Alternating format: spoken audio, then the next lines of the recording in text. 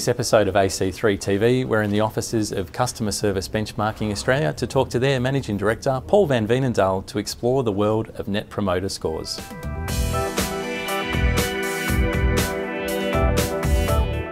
Our NPS stands for Net Promoter Score, and it's one of a number of new customer service measures that are coming into vogue around the world. Other measures that are included could be ease of doing business or customer effort score, but Net Promoter Score is the one that's had the biggest airplay to date.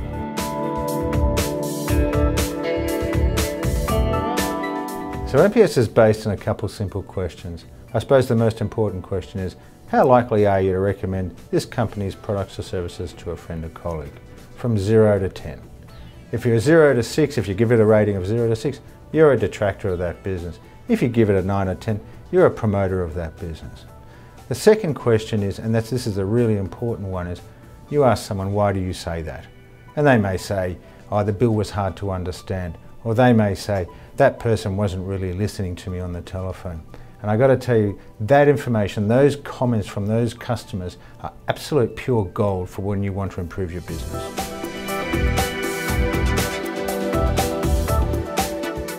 Based on the question that we asked, how likely are you to recommend? There's three groups of people that will respond. There's the promoters, they'll give you 9 or 10 out of 10. Then there's the passive people, that'll give you 7 or 8. And then there's the detractors, that'll give you 0 to 6 out of 10. So if we asked 100 people, and let's say that 50 of them gave you a 9 or 10 out of 10, 10 gave you a 0 to 6 out of 10, and 40 gave you 7 or 8 out of 10, your Net Promoter Score is going to be 50 minus the 10 gives you plus 40% as a Net Promoter Score.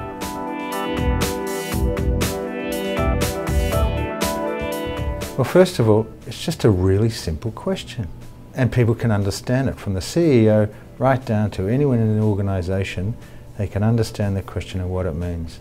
Secondly, and really importantly, it correlates with growth of a company. The higher the Net Promoter Score, the more your company grows. And finally, with over 50,000 companies using it around the globe, it's actually easy to benchmark your performance against your peers, and you get a real sense of how good you really are.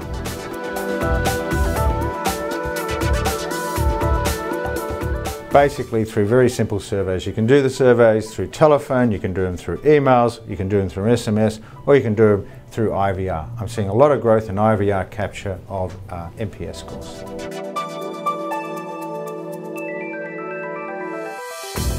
Well, a good score really depends on what industry you're in. In some industries, a plus 60 could be a good score. In other industries, a minus 10 could be a good score.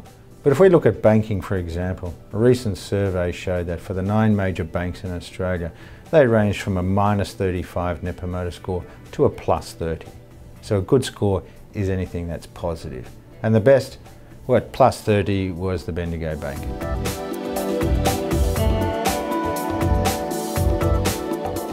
Quite simply, listen to the results, why people are giving you those scores. So when people ask a Net Promoter Score question, they usually say, why do you say that? And you'll find after a bit of drilling down into that information and reading through some of those comments, you get lots of really good hints on how to improve your score. For example, first call resolution or first contact resolution. How many times have I contacted this organisation about this issue? Start measuring that and you'll start seeing much, and start improving that, and you'll see much greater score in your NPS.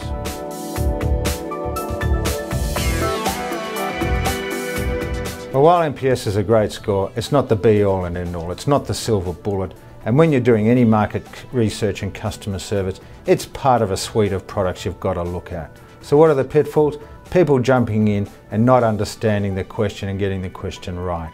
Asking the wrong people that question. Asking people that haven't contacted your organisation in 2 years in NPS, they won't know. Okay. Other pitfalls are too much data. People just asking the question too long, and you get customer fatigue because they're sick of filling in the surveys, and you get employee fatigue because they're sick of just absolutely always looking at the number and trying to improve it, and trying to improve things they can't control.